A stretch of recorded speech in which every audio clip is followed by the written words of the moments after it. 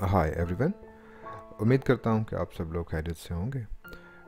सबसे पहले माजरत कि बहुत दिनों के बाद मैं अपनी वीडियो अपलोड कर रहा हूँ।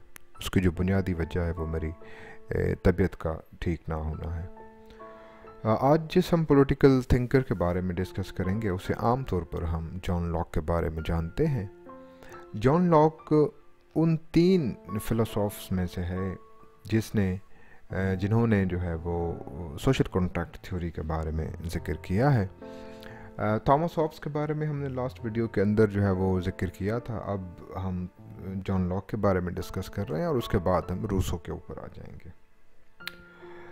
सबसे पहले हम आ जाते हैं कि जॉन लॉक जो है इसका आमतौर पर तारुफ किस तरह से किया जाए या आमतौर पर हम इसे किस तरह से जान सकते हैं। बहुत ही ज़्यादा प्रिसाइज, बहुत ही ज़्यादा कंसाइज, ब्रीफली जो है वो इंट्रोडक्शन इसका हमने देना है। सबसे पहले तो हमें ये जहन में रखना होगा कि जॉन लॉक को हम intellectual father of American revolution भी कहते हैं, कॉन्स्टिट्यूशनलिज्म का फादर भी हम इसे कहते हैं। कॉन्स्टिट्यूशनलिज्म का फादर हम इसे इस वजह से कहते हैं कि यूनाइटेड स्टेट्स का जो कॉन्स्टिट्यूशन है वो सबसे ज़्यादा जो इंस्पायर्ड है वो जॉन लॉक से है, और उसके बाद जो मॉन्टेस्को की जो theory of separation of power है उससे बहुत ज़्यादा वो इन्फ्लुएंस्ड है। उसके बाद फ्रांस का जो कॉन्स्टिट्यूशन है वो भी इससे इंस्पायर्ड है। दैन इवन यूनाइटेड किंगडम का जो written portion of the constitution है वो भी इससे काफ़ी जो है वो इंस्पायर्ड है। तो इस वजह से हम जो है वो इसे इन तीन ममालिक का कॉन्स्टिट्यूशन का, क्योंकि ये फादर है तो इस वजह से हम इसे आम तौर पर कहते हैं फादर ऑफ कॉन्स्टिट्यूशनलिज्म भी हम कैसे कहते हैं। इसे हम लिबरलिज्म का फादर भी कहते हैं, और आगे चलकर जब आप देखेंगे तो आपको पता चलेगा कि इसे हम लिबरलिज्म का फादर क्यों कहते हैं, कॉन्स्टिट्यूशनलिज्म का क्यों कहते हैं या अमेरिकन रेवोल्यूशन का क्यों कहते हैं। आमतौर पर ये कहा जाता है कि जॉन लॉक जो है वो एक सोफिस्टिकेटेड फैमिली के अंदर उसकी पैदाइश हुई, उसकी जो परवरिश हुई है वो भी एक अरिस्टोक्रेटिक फैमिली के अंदर हुई है, सोफिस्टिकेटेड स्टाइल के साथ वो पला बढ़ा है। तो इस वजह से उसकी जो इंसानों के बारे में जो उसकी जो राय है वो बहुत ही ज़्यादा यूँ समझे कि ऑप्टिमिस्टिक किस्म की जो है वो उसकी जो है वो लोगों के बारे में राय है। जॉन लॉक जो है वो उसके जो दोस्त या उसके दोस्त अहबाब जो हैं वो भी उसे बहुत ही ज़्यादा वफ़ादार या अच्छे किस्म के मिले हैं। तो इस वजह से उसकी जो है वो दोस्तों लोगों के ऊपर जो एतमाद है, लोगों की साथ जो उसके ताल्लुकात हैं उसकी बेसिस के ऊपर उसने जो स्टेट ऑफ नेचर की जो पिक्चर दी है वो थॉमस हॉब्स की पिक्चर से बहुत ही ज़्यादा डिफरेंट है। हाईली एजुकेटेड थे तो इस बेसिस के ऊपर उसे ऑक्सफोर्ड के अंदर जो है वो इसकी एजुकेशन भी ऑक्सफोर्ड से है, और ऑक्सफोर्ड के अंदर जो है वो फ़िलोसफ़ी के टीचर भी रहे हैं।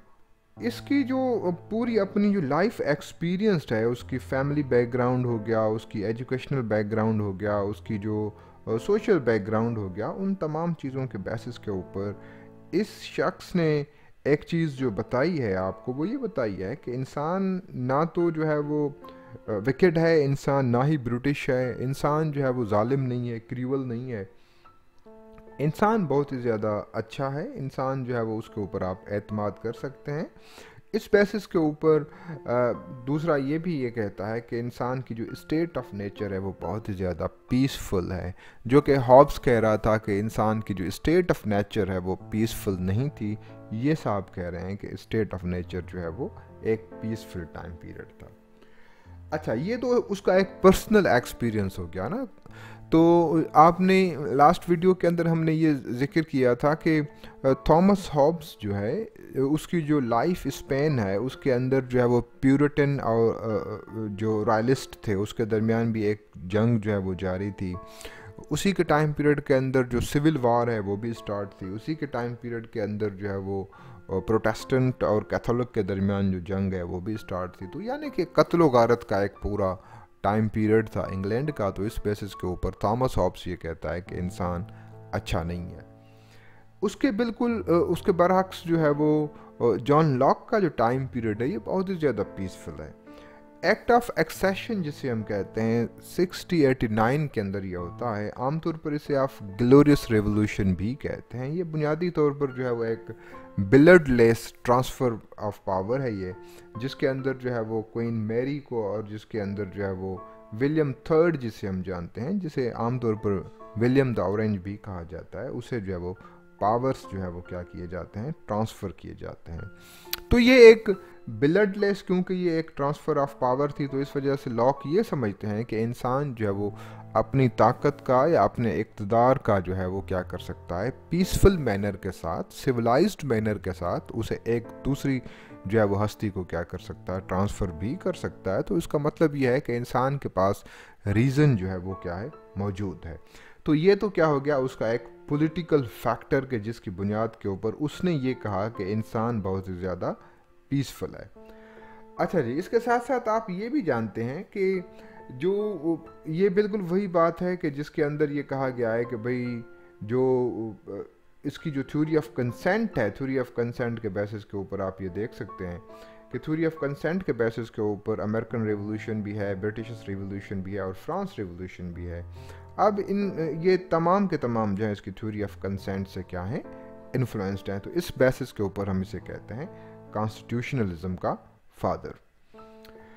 अच्छा जी, अब हम आ जाते हैं इसकी मेजर वर्क के ऊपर, क्योंकि ये आमतौर पर जो है वो एमसीक्यूज़ के अंदर कभी कभी ये पूछ लेते हैं। ये इसके जो है वो कुछ वैसे तो इसकी बहुत सारी जो है वो बुक्स हैं, लेकिन यहाँ पर जो मेजर जो इसकी बुक्स हैं वो मैंने मेंशन की हुई हैं, ये आप देख सकते हैं।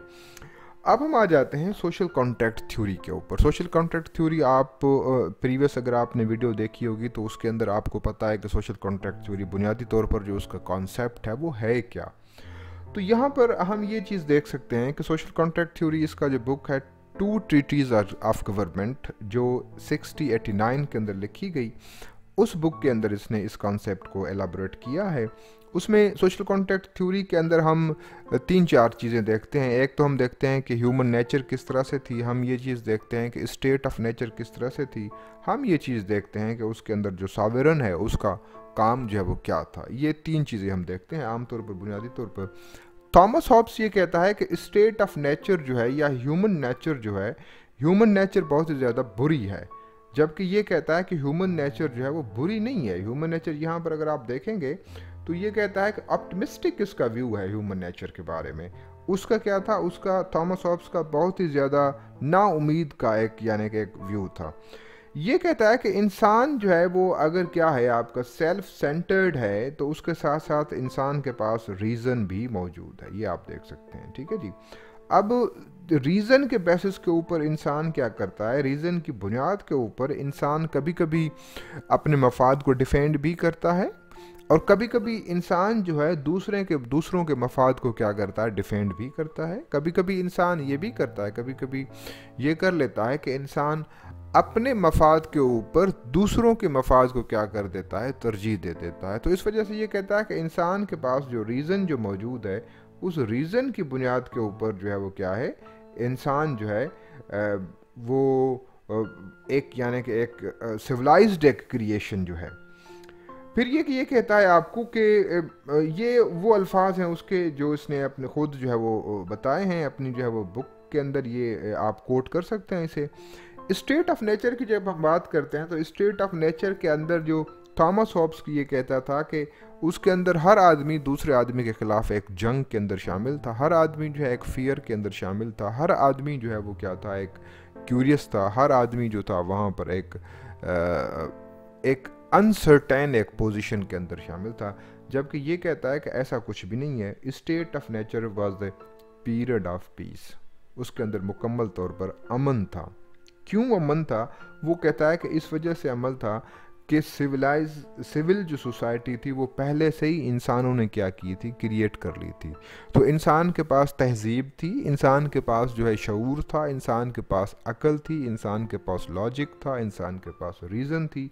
तो इन तमाम चीज़ों के बेसिस के ऊपर इंसान जो है उस फियर से भी निकलने की इंसान के पास सलाहियत थी, इंसान उस जंग से भी अवॉइड कर रहा था, इंसान जो है वो क्या कर रहा था, एक दूसरे को प्रोटेक्ट भी कर रहा था। तो ये कहता है कि स्टेट ऑफ नेचर बहुत ही ज़्यादा पीसफुल थी। अब क्योंकि थॉमस हॉब्स कहता है कि स्टेट ऑफ नेचर बुरी है, तो इस वजह से वहाँ पर आपको ज़रूरत पड़ती है एक लेवाथन की, जिसे वो सॉवरन भी कहता है, किंग भी आप कह सकते हैं। तो ये कहता है कि जो सॉवरन है वो क्या है, आपका नॉट एब्सल्यूट है, वो एब्सल्यूट नहीं है। थॉमस हॉब्स क्या कह रहा था कि आपका जो सॉवरन है, जो मोनार्च है, वो मुकम्मल तौर पर क्या है, वो एब्सल्यूट पावर उसके पास होने चाहिए। क्यों होने चाहिए? वो इस वजह से होने चाहिए क्योंकि स्टेट ऑफ नेचर के अंदर एक जंग है, उस जंग को किस तरह से रोकना है, किस तरह से लोगों को फियर से बाहर निकालना है। तो यहाँ पर क्योंकि स्टेट ऑफ नेचर है ही बजाते खुद पीसफुल, तो आपको एज सच जो है वो एब्सल्यूट पावर की नीड नहीं पड़ रही। तो इस वजह से ये कहता है कि जो आपका सॉवरन है वो क्या है, एब्सल्यूट नहीं है, उसके पास एब्सल्यूट अथॉरिटी नहीं है। फिर अगर एब्सल्यूट अथॉरिटी नहीं है तो फिर ये क्या है, फिर ये है कि भाई ये क्या करेगा, लोगों की जो विशेज़ हैं उन लोगों की विशेज़ को ये क्या करेगा, फॉलो करेगा, लोगों की मर्ज़ी के मुताबिक ये क्या करेगा, रूल करेगा। और एक तरह से आप ये देख लें कि ये क्या है, आपका जो मॉडर्न जो पार्लियामेंट है उसका एक तरह से जो है वो ये क्या बता रहा है, आपको एक तरह से इंडिकेट कर रहा है। अच्छा जी, लॉ मेकिंग जो अथॉरिटी है, सॉवरन तो हो गया, चलो ठीक है भाई, सॉवरन को आपने जो है वो लिमिटेड पावर्स दे दिए। अब जो लॉ मेकिंग है, लॉ मेकिंग अथॉरिटी क्या है, ये कहता है कि जो लॉ मेकिंग अथॉरिटी है उसके अंदर आम जो आदमी है, उन आम लोगों की क्या है, उनके अंदर जो है वो एक क्या है, लॉ मेकिंग के अंदर उन्हें राइट है, उनकी एक पार्टिसिपेशन है, जो कि थॉमस हॉब्स नहीं दे रहे थे। थॉमस हॉब्स कह रहा था कि आम आदमी जो है उसका लॉ मेकिंग के अंदर किसी भी किस्म की कोई पार्टिसिपेशन या शमूलियत नहीं है। ये क्या कह रहा है, ये कह रहा है कि लॉ मेकिंग के अंदर आम आदमी की पार्टिसिपेशन मौजूद थी। तो जब मौजूद थी तो उसका मतलब क्या है, उसका मतलब यह है कि लोग अपनी मर्ज़ी के मुताबिक क्या बना रहे थे, वहाँ पर लॉ बना रहे थे, लोग अपनी मर्ज़ी के मुताबिक वहाँ पर कानून बना रहे थे। इसके साथ साथ ये भी कह रहा है कि अगर लोग जो हैं, लोगों के पास जो है वो क्या है, अगर लोग ये समझते हैं कि उनका सॉवरन जो है वो एक तरह से जो है वो अपने काम में जो है वो फेल हो रहा है, तो लोगों को ये क्या कह रहा है, right to change the government. अब ये right to change the government, ये जो रिवोल्यूशन है, इससे मुराद ये नहीं है कि लोग हथियार उठा लेंगे, लोग वेपन उठा लेंगे, एक दूसरे को मारना शुरू करेंगे या हुकूमत के ख़िलाफ़ एक जहाद शुरू करेंगे। यहाँ पर ये कहता है कि जो रेवोल्यूशन है वो भी आपका क्या होगा, थ्रू इलेक्शन होगा। यानी कि जिस तरह से हम मॉडर्न जो डेमोक्रेसी के अंदर हम क्या करते हैं कि आपके पीएम के ऊपर अगर आपको एतमाद नहीं है तो आप वोट ऑफ नो कॉन्फिडेंस लेकर आते हैं, या कभी कभी आप क्या करते हैं, असेंबली को बिल्डोज करके फिर आप क्या कर देते हैं, आप जो है इलेक्शन की तरफ चले जाते हैं। तो ये भी ये कहता है कि इस तरह का राइट जो है वो आम लोगों के पास मौजूद था स्टेट ऑफ नेचर के अंदर। फिर आ जाते हैं कि भाई नेचुरल राइट्स क्या हैं। थॉमस हॉब्स ये कह रहा है कि 19 किस्म के जो है वो नेचुरल राइट्स थे, लोगों ने 18 जो है वो सरेंडर किए, एक सरेंडर नहीं किया जिसे वो राइट टू लाइफ कह रहा है। जबकि ये भाई साहब कह रहा है कि लोगों के पास ऐसा कुछ भी नहीं था, लोगों के पास सिर्फ 3 राइट्स थे, लाइफ, लिबर्टी एंड प्रॉपर्टी। ये 3 राइट्स हैं जो जॉन लॉक कहता है, और ये कहता है कि ये पहले से ही राइट जो है वो लोगों के पास मौजूद थे, ये पहले से ही लोग ये राइट जो है वो क्या कर रहे थे, इंजॉय कर रहे थे। तो इस वजह से जो हुकूमत आपकी जो वजूद में आई है वो इस वजह से आई है कि इन तीनों राइट्स को क्या किया जाए, प्रोटेक्ट किया जाए। लोगों ने अगर एग्रीमेंट किया है, लोगों ने अगर कॉन्ट्रैक्ट किया है, तो इस वजह से किया है कि इन तीनों राइट्स को क्या किया जाए, प्रोटेक्ट किया जाए। अब सवाल ये पैदा होता है कि जब स्टेट ऑफ नेचर के अंदर अमन है, जब लोगों की नेचर भी पीसफुल है, जब समाज जो है वो आपका सिविलाइज्ड भी है, जब लोगों के पास राइट्स भी हैं, तो फिर लोग कॉन्टैक्ट क्यों करेंगे? तो इसका जवाब ये इस तरह से देता है कि लोगों के पास ये तमाम चीज़ें मौजूद हैं, लेकिन लोगों के पास वहाँ पर कुछ जो है वो इनकन्वीनियंसेस हैं। अब वो लोग जो हैं वो क्या कर रहे हैं, बुनियादी तौर पर उन इनकन्वीनियंस से अवॉइड करना चाहते हैं, लोग उन इनकन्वीनियंस से बचना चाहते हैं। तो वो इनकन्वीनियंस कौन सी हैं? ये कहता है कि इनकन्वीनियंस में से सबसे पहला जो आपकी इनकन्वीनियंस है वो ये है कि लोगों के पास पैशन मौजूद है। ऑल्दो लोगों के पास रीज़न मौजूद है, लोगों के पास अक्ल है, लोगों के पास लॉजिक है, लेकिन साथ में लोगों के पास पैशन भी है। अब जब पैशन है तो पैशन जो है वो किसी टाइम भी रीज़न के ऊपर जो है वो क्या कर सकता है, डोमिनेट कर सकता है। जिस तरह से थॉमस हॉब्स ने कहा, थॉमस हॉब्स ये कह रहा है कि भाई लोगों के पास अक्ल तो मौजूद है। थॉमस हॉब्स ये नहीं कह रहा कि उस टाइम रीज़न मौजूद नहीं थी। थॉमस हॉब्स ये कह रहा है, आपको ये समझा रहा है कि लोगों के पास रीज़न मौजूद है, लेकिन वहाँ पर जो पैशन है वो रीज़न के ऊपर क्या कर रही है, बुनियादी तौर पर डोमिनेट कर रही है। ये कह रहा है कि ऐसा नहीं है, रीज़न जो आपकी मौजूद है कभी कभी वो पैशन जो है वो क्या करती है, रीज़न के ऊपर डोमिनेट करती है, अदरवाइज जो डोमिनेंस है वो रीज़न की है। अब इसे ये डर है, इसे ये खौफ है एक तरह का।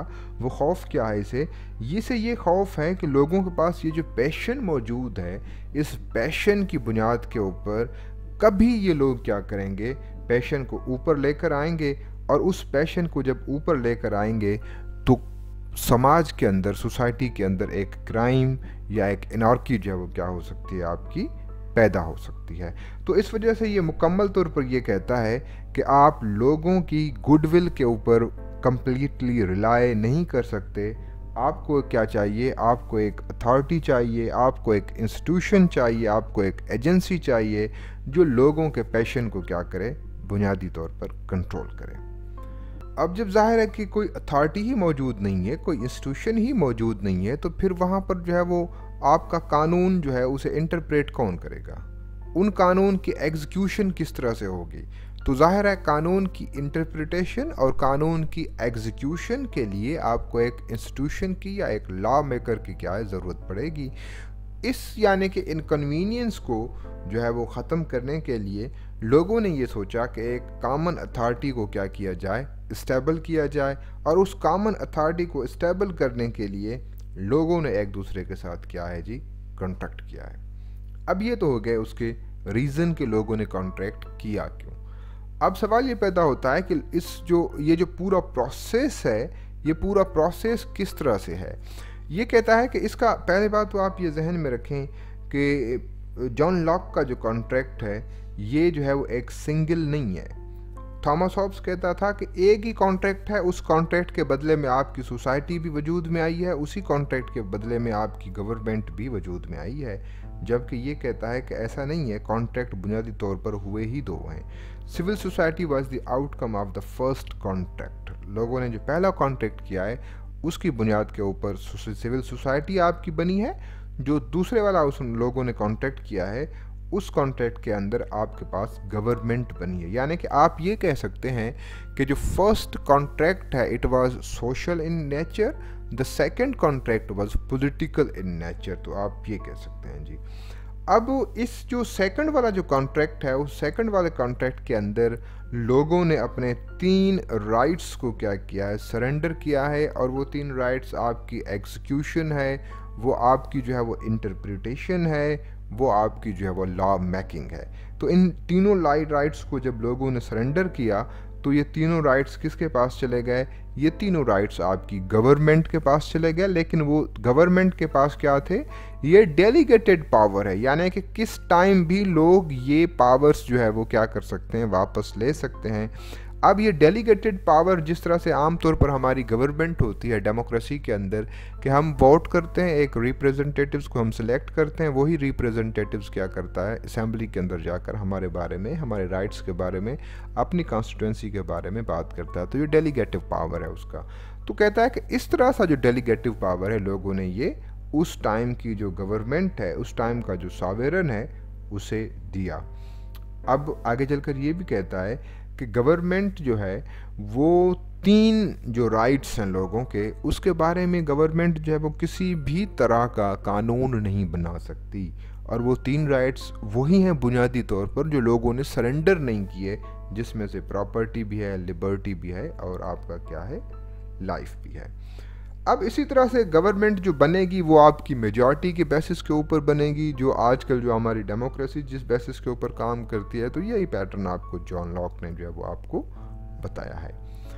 अब आगे इसकी जो ये तो हो गया इसका जो है वो सोशल कॉन्ट्रैक्ट का उसका प्रोसेस हो गया, उसके रीज़न हो गए, सोशल कॉन्ट्रैक्ट के अंदर जो नेचर है, ह्यूमन नेचर है, वो उसने बताई है। फिर इसके दूसरा जो इसका कॉन्सेप्ट है, जो जिसके ऊपर ये बहुत ही ज़्यादा ओवर रिलाई करता है, इसके जो क्रिटिक हैं वो ये कहते हैं कि ये हर इंडिविजुअल को 3 राइट्स दे रहा है, उसमें से लाइफ भी है, उसमें लिबर्टी भी है, प्रॉपर्टी भी है। लेकिन जॉन लॉक का जो फोकस है वो सिर्फ प्रॉपर्टी के ऊपर है। जो पहले वाले 2 राइट हैं उसको इस तरह से वो डिफ़ाइन नहीं करता जिस तरह से इसने प्रॉपर्टी को डिफ़ाइन किया है। तो सबसे पहले हम इसका जो कॉन्सेप्ट है प्रॉपर्टी का उसे हम समझने की कोशिश करते हैं, फिर हम आ जाते हैं कि इसकी प्रॉपर्टी के कॉन्सेप्ट के अंदर कहाँ पर जो है वो ड्रॉबैक्स या लूप होल्स जो हैं वो मौजूद हैं। एक बात तो आप ये भी जहन में रखें कि जॉन लॉक के ऊपर, क्योंकि जॉन लॉक एक अरिस्टोक्रेटिक फैमिली के साथ उसका ताल्लुक़ है, बहुत ही ज़्यादा जो है वो वेल टू डू फैमिली के साथ उसका ताल्लुक़ है, तो इस वजह से वो ज़ाहिर है अपनी ही क्लास को क्या करेगा, प्रोटेक्ट करेगा। ये एक ह्यूमन नेचर है कि आप जिस क्लास के अंदर पैदा होते हैं आप उस क्लास के राइट्स को या उस क्लास की जितनी भी चीज़ें होती हैं उसे आप एडवोकेसी करते हैं, उनकी आप एक तरह से जो है वो मॉरल आप उसे एक सपोर्ट देते हैं। तो ज़ाहिर है जॉन लॉक जो है वो ये भी एक अरिस्टोक्रेटिक फैमिली के साथ इसका ताल्लुक़ है, तो ये अरिस्टोक्रेटिक क्लास को ही क्या करेगा, ये आप कैपिटलिस्ट जो क्लास है उसे ये क्या करेगा, बुनियादी तौर पर ये उसे एडवोकेट ही करेगा। तो इस वजह से इसका जो मेन फोकस रहा है वो आपका प्रॉपर्टी के ऊपर रहा है। ये कैपिटलिज्म का बहुत ही ज़्यादा सपोर्टर है, यह कैपिटलिस्ट क्लास को बहुत ही ज़्यादा सपोर्ट करता है, इंडस्ट्रियल रिवोल्यूशन को ये सपोर्ट करता है। तो इसी बुनियाद के ऊपर ये कहता है कि जो आपकी सरकार जो बनी है, आपकी जो गवर्नमेंट बनी है सोशल कॉन्ट्रैक्ट के बाद, उस गवर्नमेंट का सिर्फ एक ही काम है बुनियादी तौर पर, और वो है प्रिजर्वेशन ऑफ प्रॉपर्टी, आपकी प्रॉपर्टी का तहफ़्फ़ुज़। ये सरकार का काम है, इसके अलावा सरकार का दूसरा कोई काम नहीं है। और हमें एक दूसरी चीज़ ये भी जहन में रखनी होगी कि थॉमस हॉब्स का ये व्यू पॉइंट था कि जो मोनार्क है, जो सॉवरेन है, वो किस टाइम भी प्रॉपर्टी जो है वो वापस ले सकता है, जबकि ये कहता है कि ऐसा कोई भी पावर या ऐसी कोई भी अथॉरिटी जो है वो सॉवरेन के पास या किंग के पास नहीं है। क्यों नहीं है?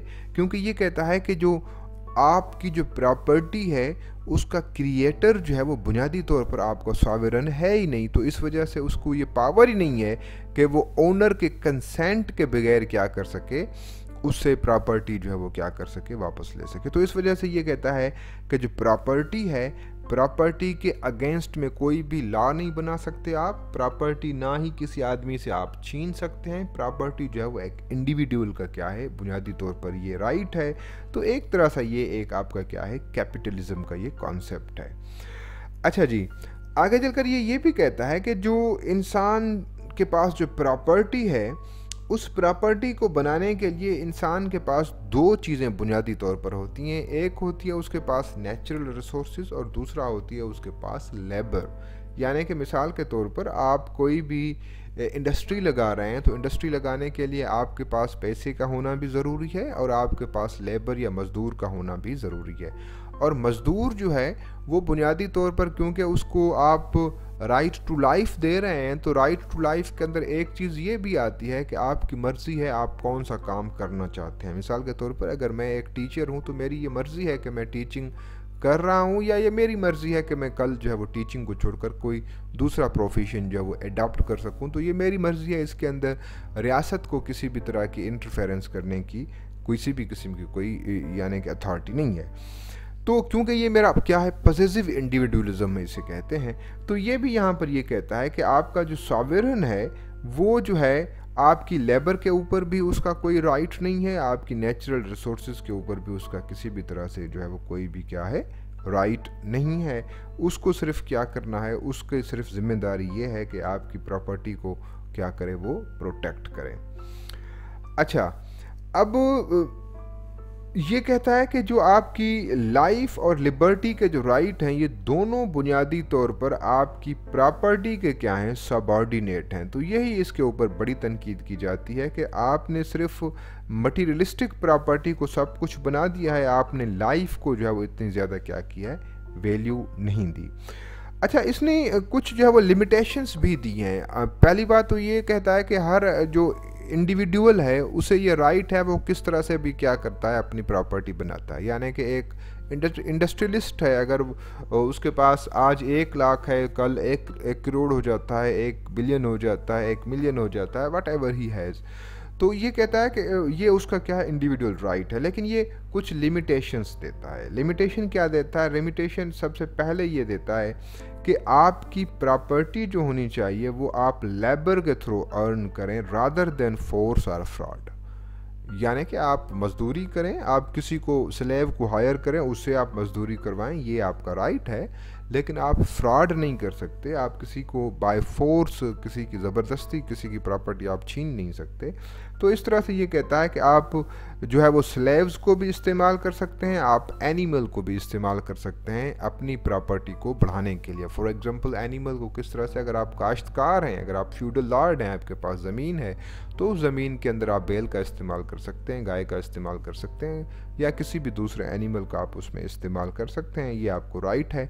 ये राइट ये भी देता है कि एक जो स्लेव है जिसे आपने ख़रीद किया हुआ है, उस स्लेव से भी आप काम ले सकते हैं। आप अपनी फैक्ट्री के अंदर भी उससे काम ले सकते हैं, आप अपनी ज़मीन के अंदर भी उससे काम ले सकते हैं, लेकिन आप फ्रॉड नहीं कर सकते। अच्छा, दूसरा इसने ये जो लिमिटेशन दी है वो स्पॉलेज की दी है कि भाई आपके पास इतनी प्रॉपर्टी होनी चाहिए कि वो ख़राब ना हो।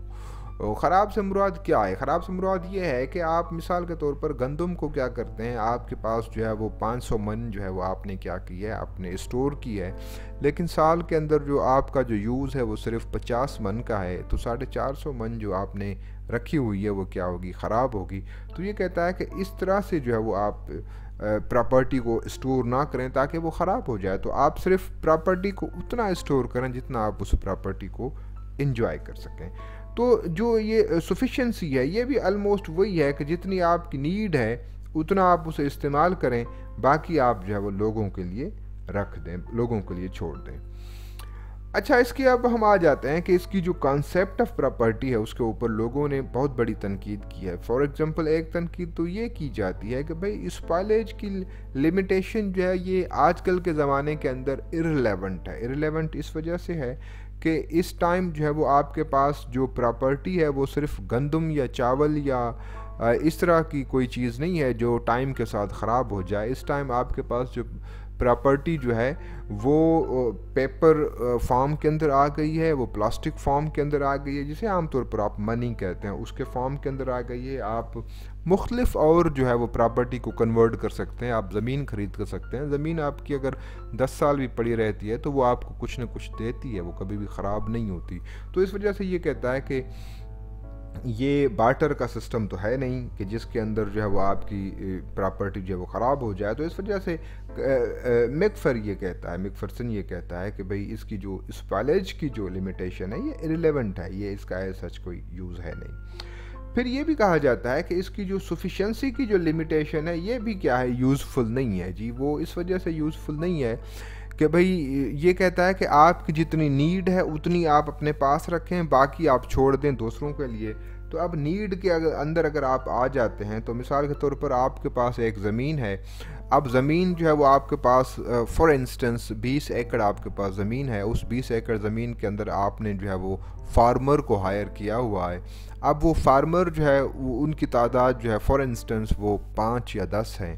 फार्मर आपके पास काम कर रहे हैं, तो आप ये कह सकते हैं कि भाई मेरी इस ज़मीन से जो है वो फार्मर जो है उसका पेट भी जो है वो भर रहा है, उसकी फैमिली को भी मैं सपोर्ट कर रहा हूँ। तो इस वजह से जिस तरह से आमतौर पर इंडस्ट्री के अंदर वो वर्कर होता है, फिर वर्कर की जो है वो सिंपैथी लेता है, तो इस वजह से ये जो आपकी सफिशेंसी है, सफिशेंसी का मतलब ये है कि आपके पास जितने ज़्यादा वर्कर होते जाएंगे उतना आपका जो सफिशेंसी का जो पैरामीटर है वो भी बढ़ता जाएगा। तो इस वजह से कहा जाता है कि ये भी आपकी क्या है, यूज़लेस है, ये भी आपका एज सच कोई क्या कहते हैं कि यूज़फुल नहीं है।